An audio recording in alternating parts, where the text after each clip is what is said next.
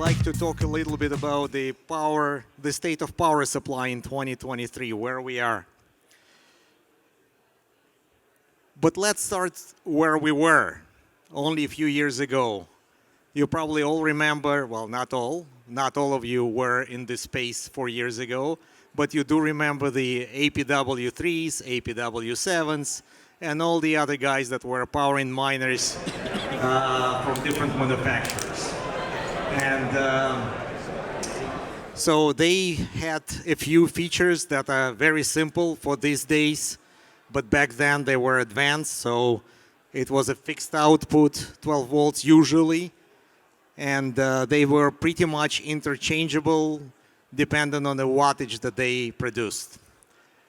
So whether you were buying in a silicon, Canon, Bitmain, it didn't matter. You could use a power supply, the same power supply to run them all.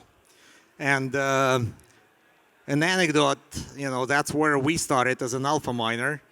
I was working for one large industrial miner at the time who was mining in upstate Washington. And all of a sudden, there was a fire in a residential house. And that fire was caused by somebody who was mining in the house and obviously did not have a good setup. So the guy burned his house and took a couple of neighbors along with him. And the city wanted to do something about it, but it's difficult to go after the residents, so they actually went after the largest miners in the area. And the fire inspector came on board and said, okay, we're going to shut you down unless your power supplies have a UL certification, which APW3s at the time did not have. So I was approached by the management and was asked to find a replacement with UL certificate. And back then, UL certified power supply in the US was like $350. Times 30,000 miners, that's a considerable amount of money, right? So we were able to spec, source, and produce the power supplies in China at a very reasonable cost, a fraction of what was in the US, and we called them alpha miner. That's how we started. So I am obviously personally very warmly thinking about these old power supplies that, by the way, we're still producing tens of thousands of every year and ship container loads to places like Venezuela, for example, where S9s and older miners are still running at a cheap power rate. But in November of 2018, Bitmain released S11. And S11 was the first commercially produced miner that used a power supply with variable output. It was small, only 10 to 11 volts, but it already was variable. I don't know how many here remember S11. That's not exactly the very popular model, but it was fun. So that unleashed the era of a modern power supply where we have variable output, and different manufacturers, although all of them adapted that concept of variable output, different manufacturers approached it differently. Bitmain, for example, has the power supply that is independent from the miner. That's why when the firmware for the power supply, Bitmain power supply S19, S17 was cracked, we now have a number of manufacturers producing the power supplies, aftermarket power supplies for Bitmain, including, of course, Alpha Miner. Canon chose to develop a power supply and to stick with it.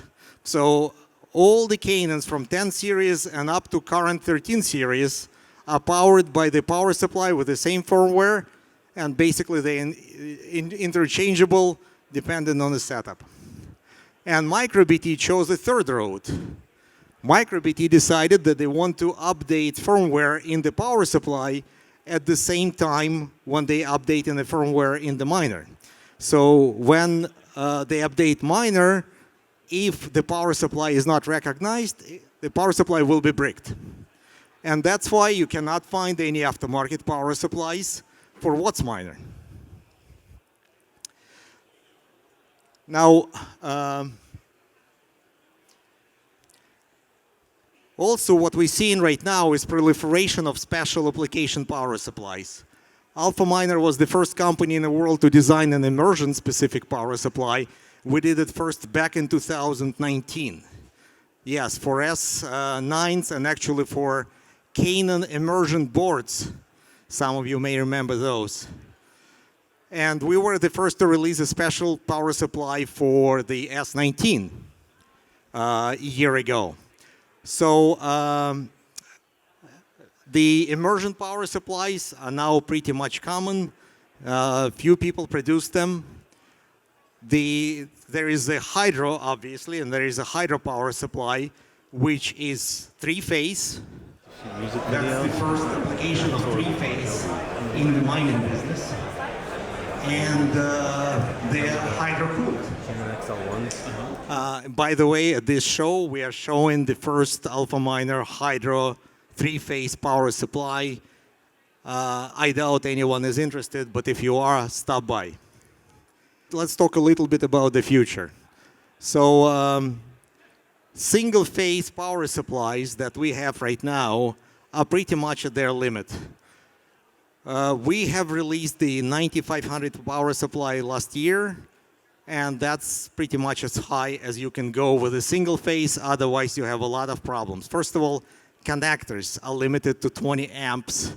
So you have two connectors with 20 amps each. That gives you a maximum of 9600 watts. You want to go higher, you're going to need a third connector. Not really a good way to go. In addition, the higher in wattage with single phase we go, the more problems we have with harmonics and noise in the network. So really, even at 9500 watts, it's already a challenge. If tomorrow we want to go higher, it is pretty much impossible. The only way to go higher is through a three-phase development and connecting the miners at 350, 480, 520 volts, whatever the power grid you have. That will ensure that there is no harmonics. It will be very stable. It will be great. So that's where we dig in, and that's, by the way, why it's important to have that power supply that I just mentioned for hydro, because it's not a hydro that matters, it's a three-phase. We're very proud that we are able to do a three-phase now. And three-phase, of course, you have no limits on power. You can go pretty much as high as you want to, maybe 20,000 watts. So it will depend on, of course, on the miner manufacturers if they need it, but we foresee that that's where the industry is going. There are other advantages, as you can see on the screen here, and the disadvantage, obviously, is you need to change the infrastructure of the existing farms to three-phase. That could be very expensive, but new farms could easily be built to the three-phase standard and actually save a lot of money on transformers and everything else in the infrastructure that you will not need if you go in three-phase from the get-go. That's probably all that I wanted to tell you. I have a couple of minutes, so I'll gladly answer any questions. Any questions, guys? Well, I don't know if I can answer every single one of them. No, okay. All right. As a reminder, free pizza. All right, thank you. Thank you, everyone.